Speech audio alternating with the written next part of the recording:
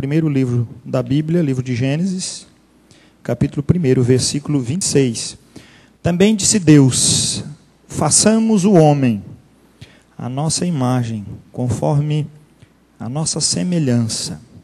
Tenha ele domínio sobre os peixes do mar, sobre as aves dos céus, sobre os animais domésticos, sobre toda a terra e sobre todos os répteis que rastejam pela terra.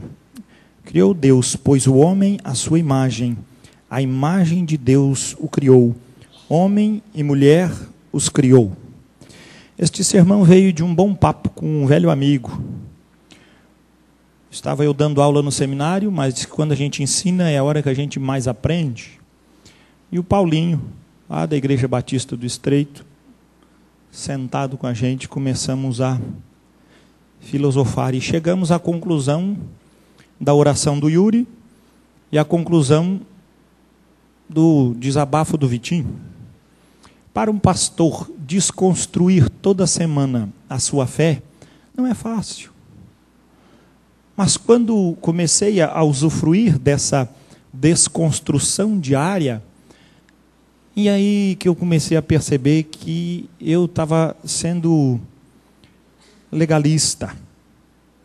Porque se você conhece a palavra de Deus, mesmo no Novo Testamento, e você não pratica essa palavra, você é um judeu. Bem, agora eu entendo, porque tem um monte de igreja que bota umas bandeiras de Israel, são tudo judeu mesmo. Tá certo, tem que botar mesmo. Guardam a lei, como o Yuri orando disse, o povo de Israel, Paulo fala isso na palavra, eles amavam as coisas de Deus, amavam a palavra. Tem muita gente que ama a palavra, mas é um judeu, é um fariseu, sabe tudo de Bíblia, mas a sua vida não há prática alguma dessa palavra. O que pode ter de sustentação para ele? Nada, porque se a palavra não for no poder e manifestação que essa palavra traz para nós, como Deus agindo no homem, nós temos a grande possibilidade de pensar que somos completamente salvos e arrependidos. E nós temos a consciência de dizer que nós somos bons. E aí nós começamos a pautar a nossa fé em cima do que nós achamos. Isso é errado, isso é antibíblico, isso é demoníaco. Porque o diabo atentou Jesus em cima da palavra, você lembra disso? Ele disse, está escrito lá, dar ordem aos teus anjos. E se tu se apinchar daqui, meu filho, eles vão te pegar. Não era o que está dizendo o texto? Ele usou de forma correta toda a exegese bíblica. Mas não traz nenhuma adição de conhecimento. O que o texto está dizendo para nós na consciência mais clara disso? Deus tomou a ação de dizer, façamos o homem. E o que Deus escolheu para fazer o homem? Se fosse perguntar para um homem apaixonado, ele dizia, eu escolheria um diamante, aí faria minha esposa. Se fosse pegar uma mulher, aí eu pegaria ouro. Deus pegou o quê? Barro. Por que Deus pegou barro? Você leu mesmo o que nós falamos? A Bíblia diz que vamos fazer o homem a nossa lata, a nossa imagem e semelhança. Nós vamos revelar a glória de Deus nele. Todo mundo vai olhar para o homem e vai dizer que é igual a mim. É a expressão do Pai. É isso que ele está dizendo no texto. Ele não quis besuntar, mas por que ele escolheu o barro? Porque o foco de Deus não é o nosso. Porque o foco de Deus não é o nosso. O nosso está nas pedras preciosas, no ouro, na joia, no carro, na coisa. Mas o foco de Deus está onde? No barro, porque o barro produz vida. Bote uma semente na terra seca, ela produz? Nada, bote no barro. O que acontece? Ela germina. E então Deus pega e começa a desenhar um boneco na terra. Porque Ele decidiu fazer o homem à sua imagem e à sua semelhança. E Ele faz aquele boneco, e aquele boneco fica ali, eu imagino, com todas, nem Michelangelo no seu a sua maior inspiração poderia fazer a beleza daquele boneco de barro. E está pronta a obra. Você imagina o céu, todo mundo esperando, anjos, todo mundo do lado, diz: o que vai sair desse negócio, rapaz? E Deus botando o seu dedinho na terra, sujando suas mãos, e diz: está pronto. Olha aí o homem que vai ser a nossa imagem e semelhança. Imagina o capeta, diz: meu Deus do céu, a coisa vai ficar feia. Até apelou para o céu para entender o que estava acontecendo. E então Deus se debruça. Eu imagino isso dentro de uma teofania, lógico, uma manifestação de Deus. E ele encosta a sua boca nas narinas do homem e a Bíblia diz que ele passa a ser uma alma vivente. Se Deus assoprar em você nessa noite, Ele vai mudar a sua história. Ele vai mudar você para todo sempre. Ele vai mudar o teu conceito. Ele vai mudar a tua cabeça. Ele vai desconstruir o que você tem construído como fé verdadeira, quando essa fé é mentirosa. Porque a fé verdadeira é desse que está lá 4 anos trabalhando forçosamente, e a esposa diz: o que você tem? Deus é o meu sustento. E Ele vai abençoar. E a família melhor sustentada não pode, porque diz: quando eu não tenho forças para orar pelo desgaste do trabalho, eu sei que Deus levantou um exército para me carregar no meio dessa situação de controvérsia. Isso é um corpo maravilhoso. Espelhar essa glória de Deus. Vai manifestar para nós de que forma? Que coisa nós temos de uma anomalia espiritual que sofre a igreja nesses dias. Porque para nós usufruirmos da obra de Deus, tem que ser tudo dentro de uma regrinha, quadrada, engessada. Uma forma que tem que ser do nosso jeitão. Enquanto que não existe regras no reino de Deus, mas existe a vontade do Pai. Isso alegra o coração de quem? De Jesus. Ele bem dizia: essa palavra alegra o meu coração. Essa palavra mexe comigo. E aí nós olhamos na palavra e a Bíblia diz que Deus não ficou apenas no contato da sua analogia de conversa, mas o versículo 27 diz: criou Deus, pois o homem à sua imagem, e a imagem de Deus o criou. Homem e mulher os criou. Quando fala de imagem semelhante, é a imagem do homem. Homem aqui é no sentido genérico da coisa. Tanto o homem quanto a mulher. Os dois têm o respaldo da glória de Deus. Porque a mulher foi feita do quê? De ouro? De cinza? De barro. Arranca um pedacinho da costela do Adão e desenha essa mulher no barro. Porque é lá que Deus faz as coisas acontecerem. Mas por que Deus escolheu o barro? Porque no barro Ele pode botar o dedo e pode ir até o mais profundo do homem, porque o barro deixa-se amoldar pela mão de Deus. Se você fosse de ouro, ou de cristal, ou de diamante, você seria duro e jamais poderia ser tratado. A nossa fé, ela manifesta a glória de Deus. Ela foi produzida para ser o espelho da glória de Deus. Por isso que Deus diz: qual é a ação disso? Ele vai governar, Ele vai dominar. Domine um conceito de autoridade, conceito de vivência, conceito de interação com isso. Êxodo capítulo 4. Mas o homem caiu, nós sabemos bem, pecado destruiu ele.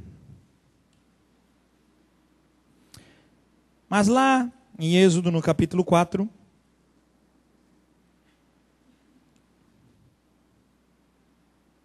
versículo 1, Moisés conversando com Deus diz assim: respondeu Moisés: mas eis que não crerão, nem acudirão à minha voz, pois dirão: o Senhor não te apareceu.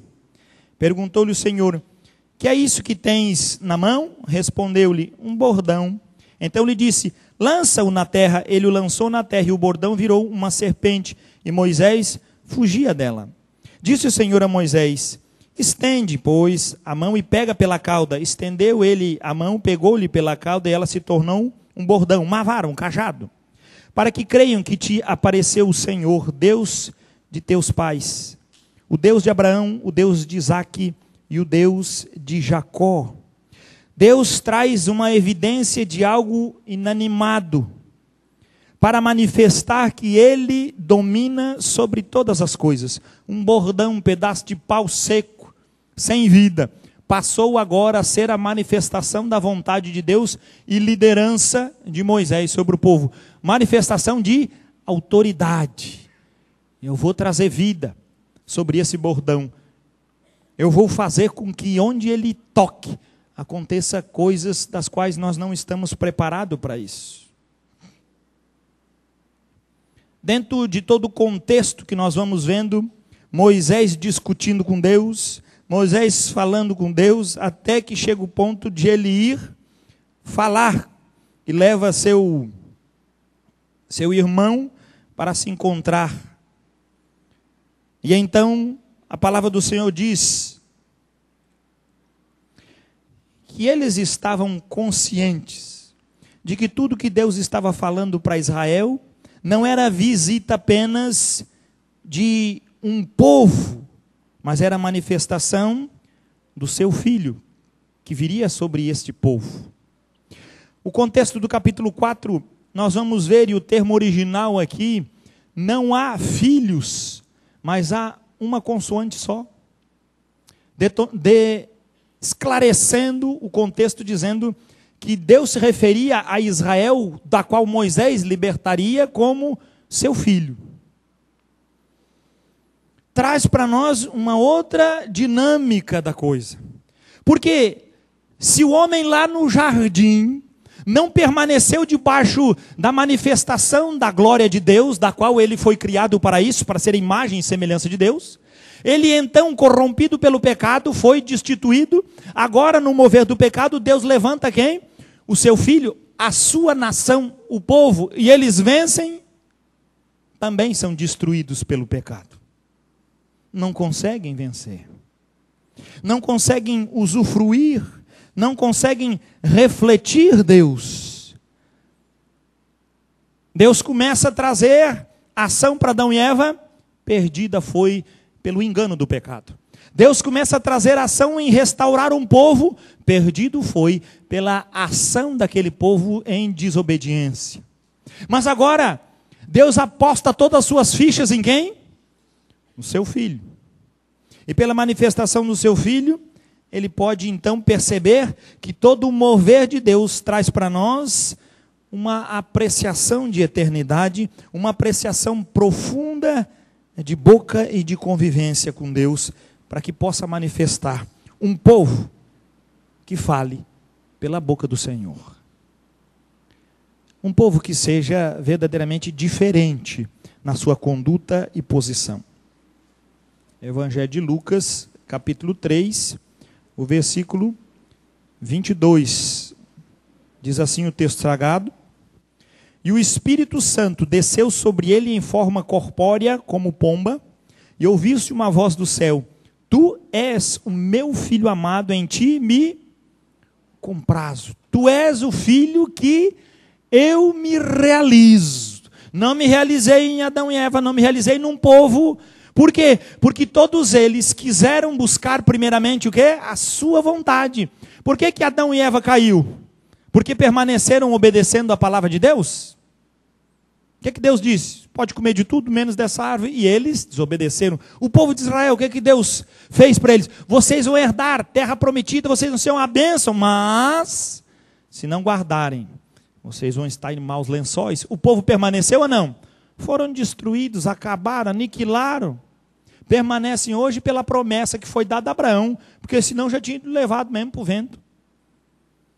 É graça de Deus. Mas em Jesus, em todo o contexto que nós estamos trazendo, Deus se manifesta, o Espírito afirma, e o céu rasga, com uma palavra dizendo: este é o meu filho em quem eu me comprazo. Ou seja, a forma e a ação de Deus de elucidar e trazer clareza e glória, não mudou, meu filho. Continua ele, assim como disse lá atrás, eu quero que o homem seja o respaldo da minha glória. Eu quero que ele seja a minha imagem. Eu quero que ele reflita os 4 cantos do universo. Que eu sou e estou com ele. Mas nós, pela nossa cabeça que não consegue construir, às vezes perdemos a eficácia do evangelho que salva. Vai lá. Mateus. Ou melhor, Marcos capítulo 15.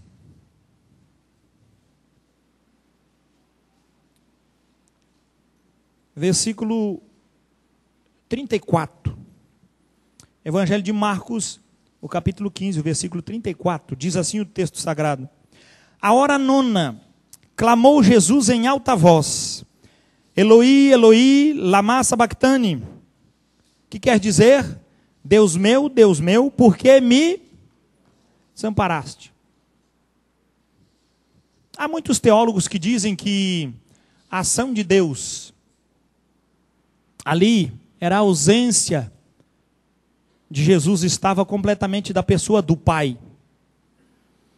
Porque ele estava recebendo no seu corpo os nossos pecados. Mas eu quero desconstruir isso. Não estou dizendo que está errado essa posição, mas eu quero desconstruir. Porque eu comecei a ver que toda a manifestação do evangelho que chega pela consciência do apostolado em Paulo, ele não traz nenhuma ligação com essa determinação. E então comecei a fundir os miolos e dizer, Senhor, como é bom a gente chegar diante do Senhor como um livro branco, para o Senhor escrever. A gente não pode dizer e nem determinar o que Deus tinha predeterminado para que Cristo na cruz manifestasse. Nós podemos dizer, mas ele estava em dores, isso é óbvio, ele estava crucificado. Mas Jesus crucificado, em todo momento ele disse, eu sei que eu tenho que ir para lá.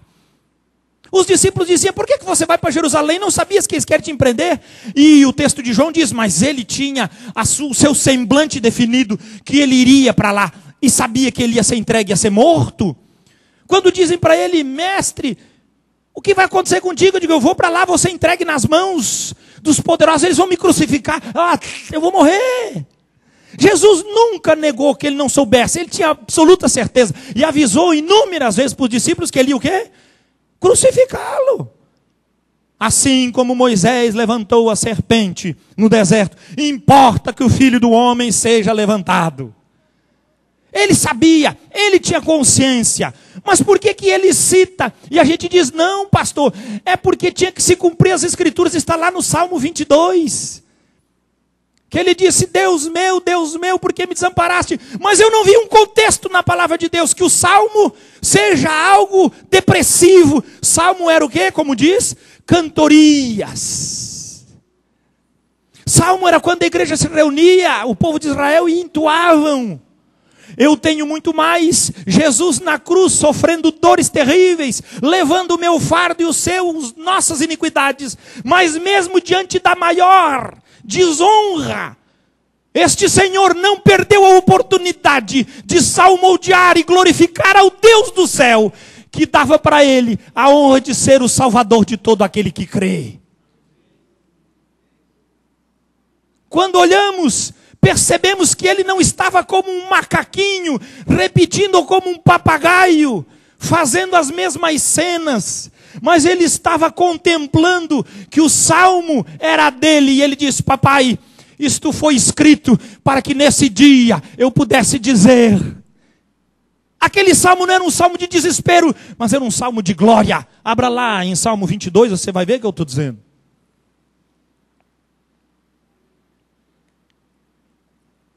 Quando desconstruímos, o nosso espírito se alimenta porque ele pode trabalhar na nossa vida. Quando construímos, somos os mais largados do mundo. 22, versículo 1. Deus meu, por que me desamparaste?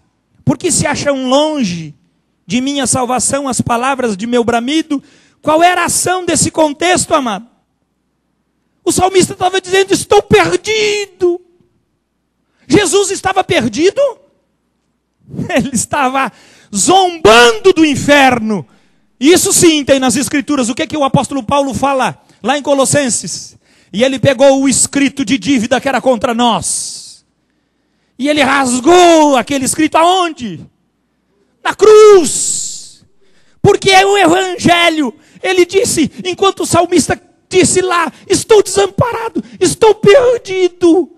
Deus na cruz disse: Deus meu, por que me desamparaste?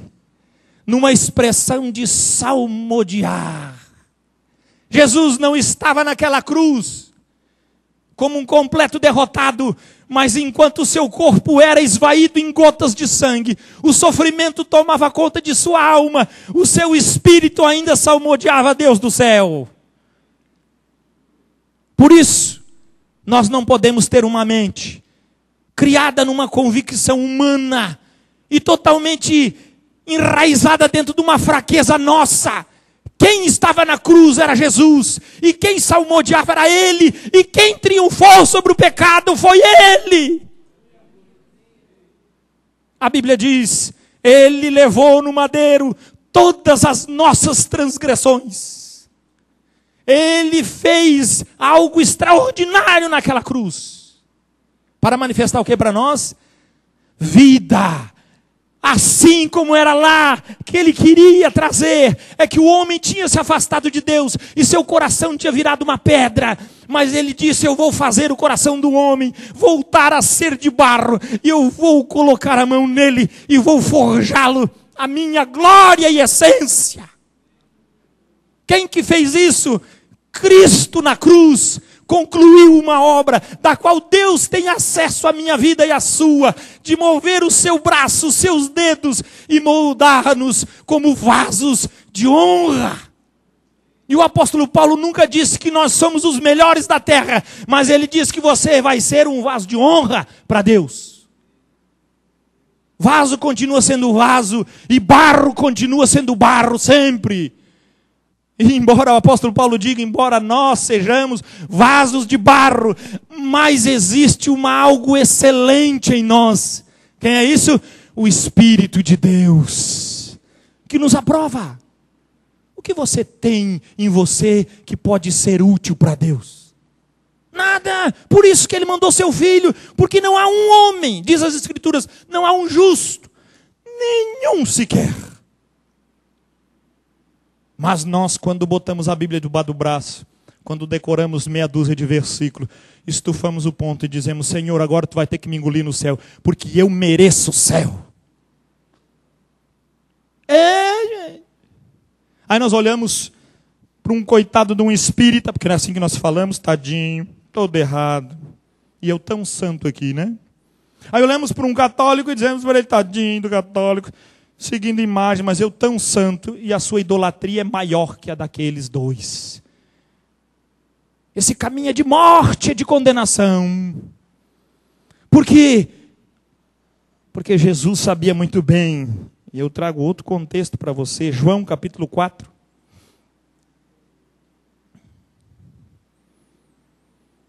Esse filho perfeito traz uma obra perfeita e acrescenta um mover perfeito. João capítulo 4, versículo 34.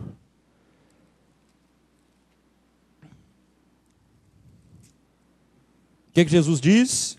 Disse-lhes Jesus: a minha comida consiste em fazer a vontade daquele que me enviou e realizar a sua obra. Jesus disse: a minha vontade é decorar os textos bíblicos tudo, saber tudo de Bíblia. Jesus nunca falou isso. Qual era a vontade de Jesus? É se alimentar. Qual era a comida que Jesus comia? A vontade do Pai. A vontade do Pai respondida de que forma? Salmodiando numa cruz ensanguentada. Aonde os homens olhavam e nós olhamos e dizemos: é triste demais olhar para uma cruz, é sofrimento demais, é dor demais, e é verdade. Mas as Escrituras dizem que foi lá que Ele mudou a nossa história. Foi lá que Ele mudou a nossa essência. Efésios, o capítulo 2.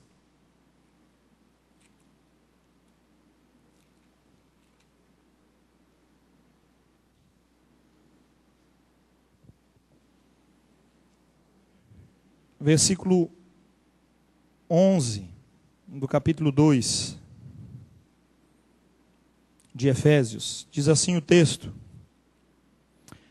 portanto, lembrai-vos de que outrora, vós gentios na carne, chamados incircuncisos por aqueles que se intitulam circuncisos na carne por mãos humanas.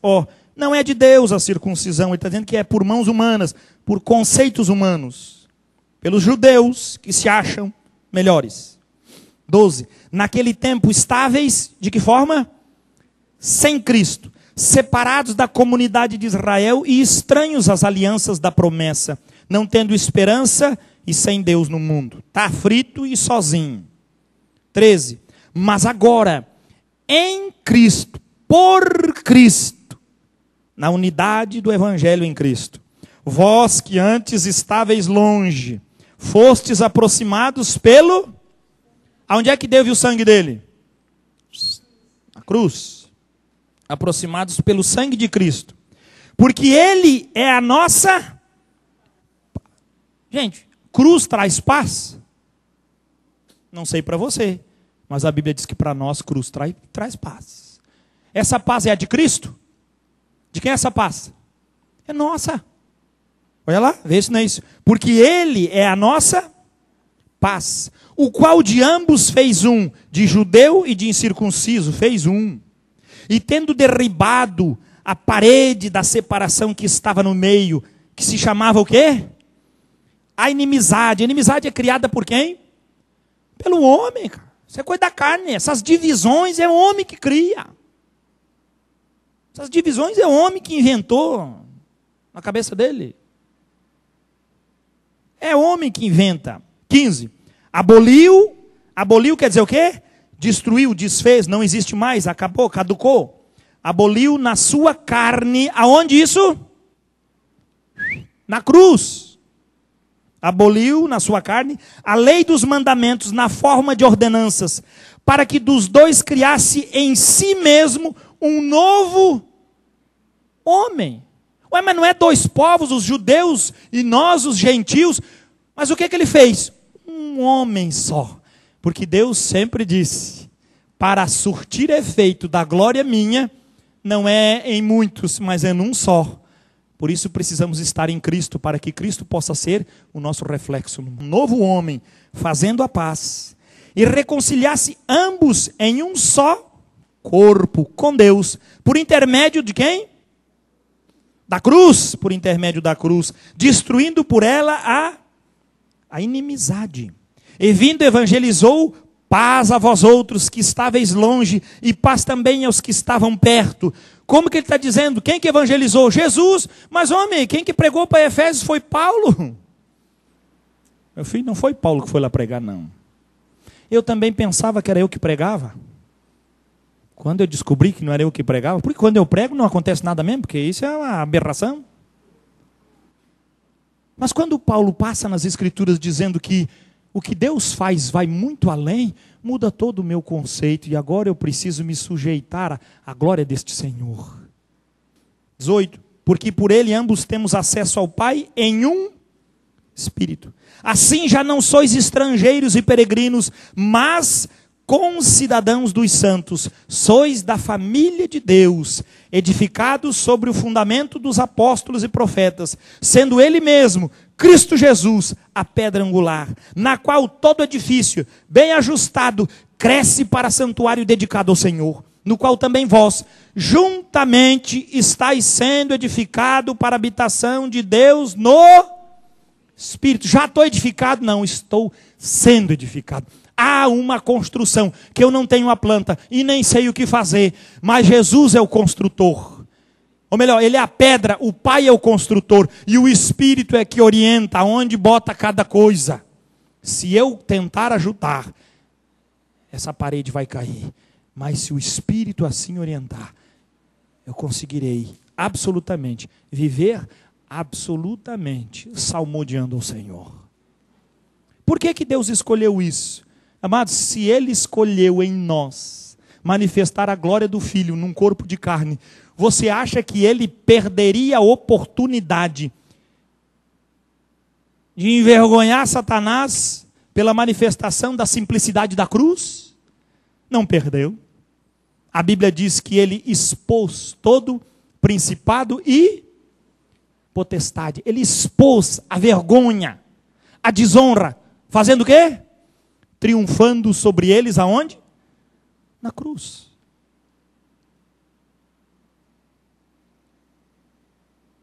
Efésios capítulo 4. Efésios capítulo 4, versículo 1. Rogo-vos, pois eu, o prisioneiro no Senhor, que andeis de modo digno da vocação a que fostes chamados. Agora ele está chamando a responsa. Mas eu não era só guardar a palavra e aí eu estava garantido? Existe um padrão. Qual é o padrão de caminhado? Modo digno. Quem foi digno? Cristo. Gente, não está lá em 1 Pedro Deus dizendo, sede vós santos porque eu sou santo? Deus poderia pedir alguma coisa para nós da qual Ele não possa fazer em nós? Mas eu não sou santo. Claro, meu filho, tu não tem nada de Cristo, como é que vai ser santo? Quem tem, sabe que tem. Quem não tem, mesmo se entrega para os paraguaios. Cada um cuida do seu caminho. Não, mas eu vou pela fé. Vai por essa fé de banana que não vale nada. Porque no céu precisa estar de acordo com a palavra de Deus. Precisa estar de acordo com a palavra de Deus. A igreja hoje está entrando num caminho muito tênue, muito perigoso. Se você não sabia, a maioria já sabe, está criada em São Paulo a igreja da pouca vergonha, ou seja, a igreja que é homossexual, prostituta, tudo isso entra dentro da igreja e fica lá. Eu não tenho nenhum problema, e eu queria que essa igreja estivesse cheia de homossexual e prostituta, mas transformada. Agora, se vem para ficar cantando os homens, ganha uma bolachada, joga lá no meio da rua.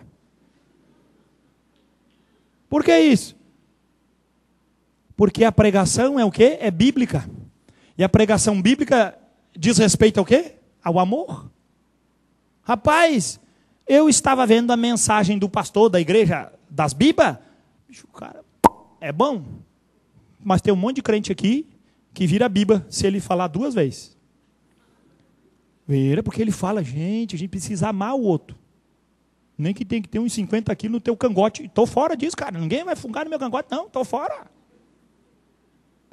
Mas aí Deus disse que nós precisamos amar uns aos outros. Com um tapa bem dado na boca é demonstração de amor.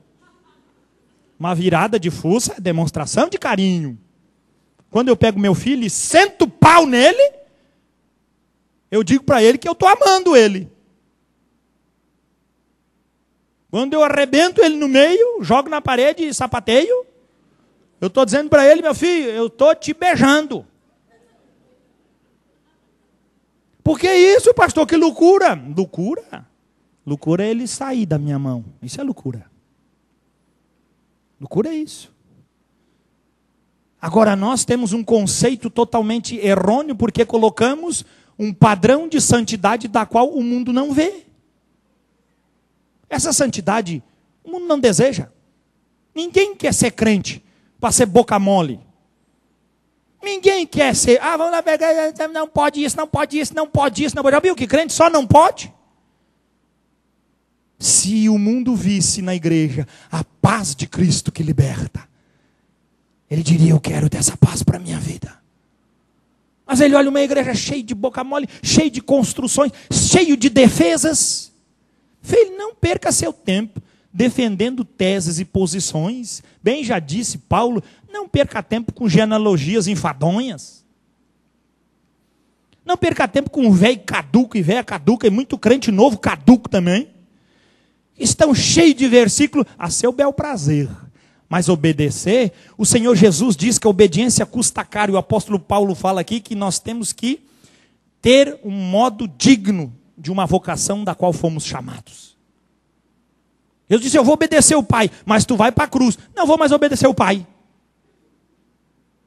Tu não quer? O filho tinha prazer de ir para a cruz. O filho tinha prazer. O filho sabia o grande preço que pagaria. E tanto é que invocou na sua oração, Pai, afasta de mim o cálice. Mas de forma alguma, ele tirou o foco do seu caminho. Os discípulos dizem, vamos, mestre. Ele disse, agora chega, acabou. Estão vindo aí aqueles que vão me levar. Chegou o tempo, coisa está resolvida. Vamos responder esse negócio à altura do reino. Para que se cumprisse o quê? O que diz a palavra. Versículo 2.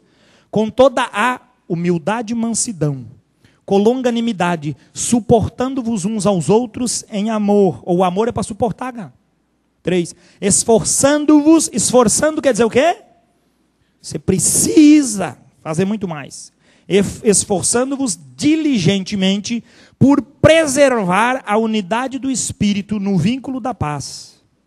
Há somente um corpo e um Espírito, como também fostes chamados numa só esperança da vossa vocação. Há um só Senhor, uma só fé, um só batismo, um só Deus e Pai de todos, o qual é sobre todos e age por meio de todos e está em todos. Há só um jardim do Éden e há uma diferença. Os que estão dentro do jardim e os que estão fora. Quando o homem pecou, o que Deus disse para ele? Vaza. Há só uma arca na Bíblia. Os que estão dentro da arca e os que estão fora. Os que estavam dentro, salvaram. Os que estavam fora, se perderam. Na construção do templo, o povo de Israel também tinha um acesso ao templo. De que forma? Pelo sacrifício, pela ação. Quem estava dentro, beleza. Um povo foi separado na terra. Aqui nesse território busca Deus. O outro povo era incircunciso, acabamos de ver no texto. Fora.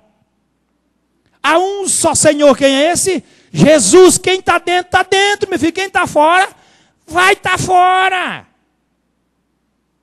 Quem sabe você lembra dessa mensagem? Quando a porta da arca se fechou, muitos foram até Noé e bateram na porta e disseram, abre. E a Bíblia não fala de Noé, mas eu creio sim que Noé tentou abrir, mas ele não conseguiu. E a Bíblia diz o porquê. Porque Deus tinha selado a porta por fora. Deus botou o dedo dele e disse, aqui não, acabou. Porque nós pensamos às vezes que Noé fez a grande arca dele e colocou ali do lado do rio e começou a encher d'água e ela começou, meu filho, era fazer uma arca lá em São Joaquim, lá do Urubici, alto, onde não tinha nenhum rio perto, não tinha nada muito próximo. E ele fez um barco daquele tamanho. Por isso todo mundo passava e dizia, esse cara é louco, rapaz. Fazer um barco em Itajaí, todo mundo entende, meu filho, de 2 em 2 anos dá um aguaceiro e leva a barca. Agora fazer um barco lá no Urubici é para doido. E varrido. Aí Noé dizia o quê? Venham para dentro da arca. E o povo... Aí a água começou a chegar no gogó. E aí eles foram lá, Noé, abre a arquinha. Noé diz, não posso. Por que você não pode? O meu Deus fechou a arca. E quando Deus fecha, meu filho, ninguém abre a porta que ele fecha. Há um só caminho, há um só libertador, há uma só ação de salvação. E essa salvação vem de Cristo. Há um só libertador, há um só compromisso com a verdade, e é Cristo. Versículo 17. Isto, portanto, digo e no Senhor testifico, que não mais andeis como também andam os gentios, na vaidade dos seus próprios pensamentos. Por isso que eu quis desconstruir tudo, que eu estava muito gentil, cheio de ideia. Mas como é bom ser um pastor que não vale nada.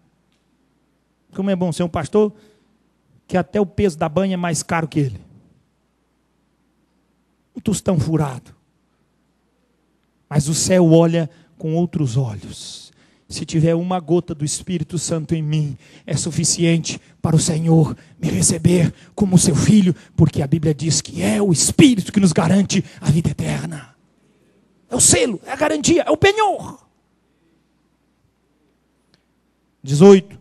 Obscurecidos de entendimento, alheios à vida de Deus, por causa da ignorância em que vivem, pela dureza do seu coração.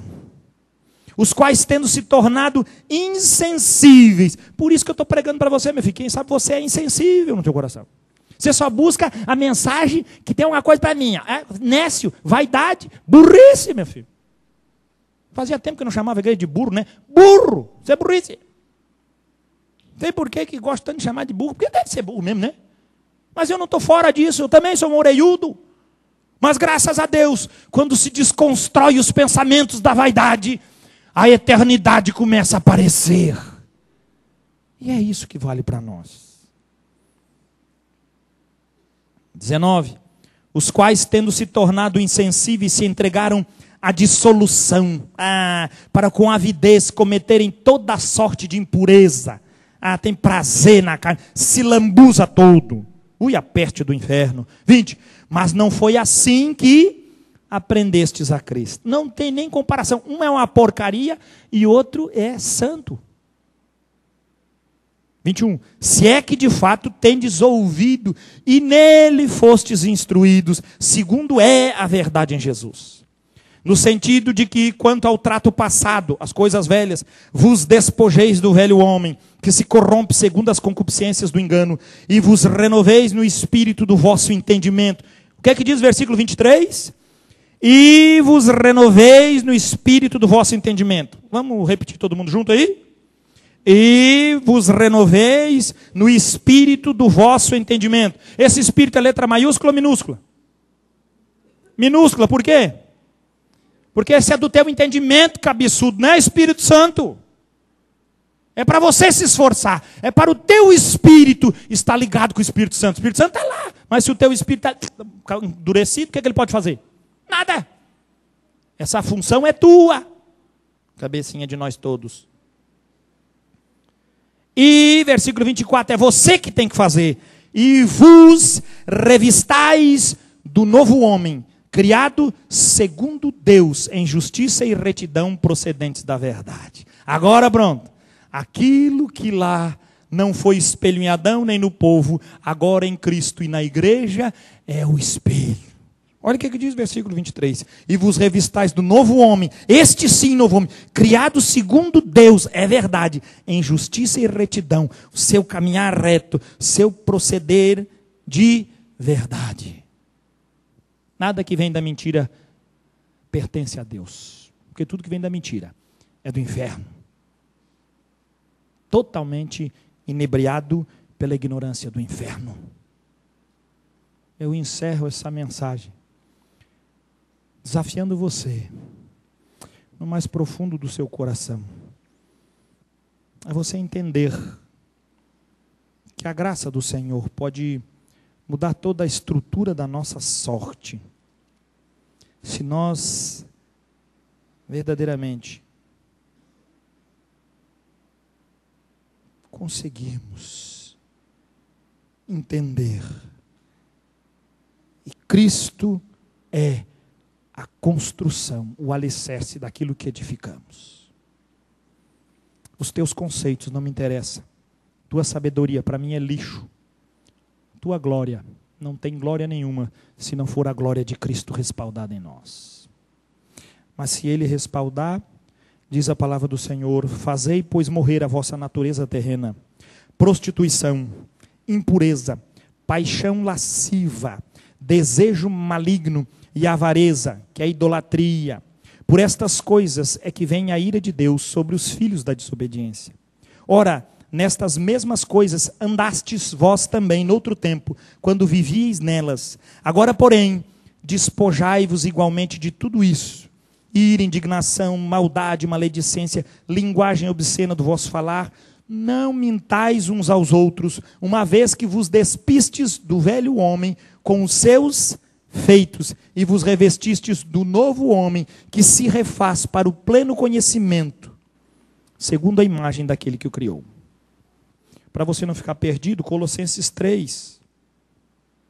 Eu queria terminar com esse texto, para que você pudesse ver que em Cristo Jesus a igreja manifestou a imagem que ele falou lá em Gênesis, quando nós lemos no capítulo 1, e o versículo 26.